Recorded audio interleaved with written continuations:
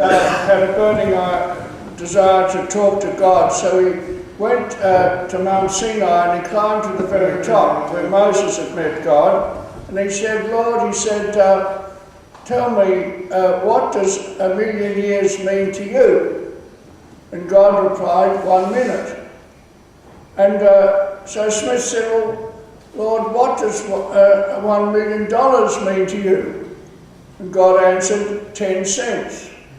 So Smith said, I know you're a loving, generous God, would you please give me 10 cents? And God said, in a minute.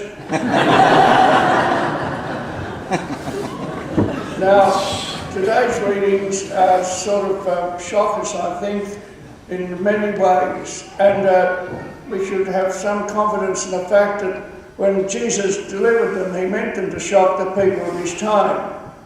And it's not a concoction of the writers, because the tradition was, these words were said, because they wouldn't have written them if there wasn't a tradition. So they were said.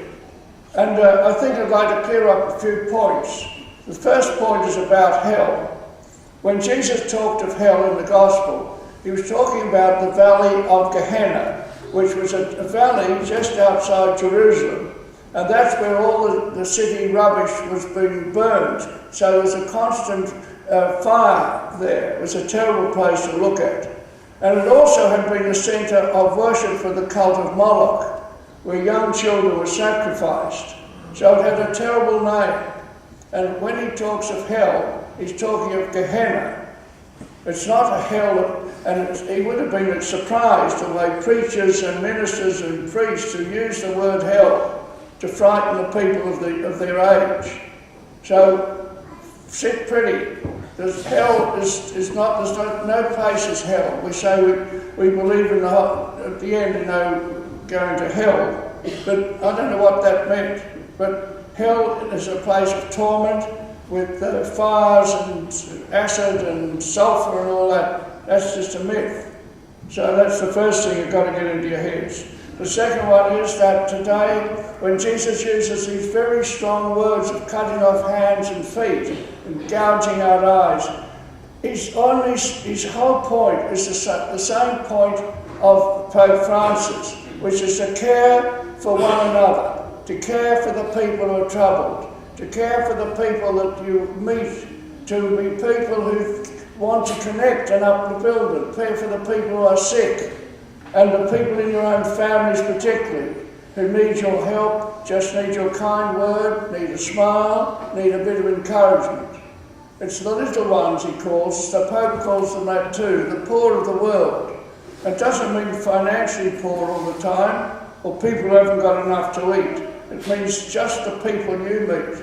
There's so many people in our world who are troubled, as we hear all the time. People who have got mental problems, people who've got financial problems, people who've got health problems, people who've got so many worries, parents and relatives and grandparents and everyone.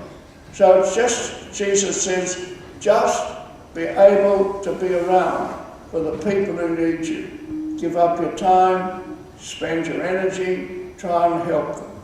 And surely that's the way that he wanted to do. He came on the earth to do precisely that. And that's the model that he sets for us, and you and I do our best.